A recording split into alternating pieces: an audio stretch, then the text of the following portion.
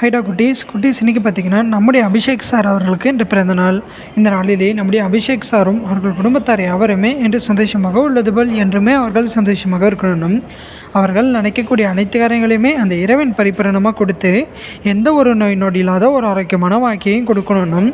அந்த இறைவனின் அருளும் ஆசீர்வாதம் என்றுமே நம்முடைய அபிஷேக் சார் அவர்களுக்கும் அவர்கள் குடும்பத்தார் உள்ள யாவருக்குமே கிட்டத்தட்ட செய்யணும்.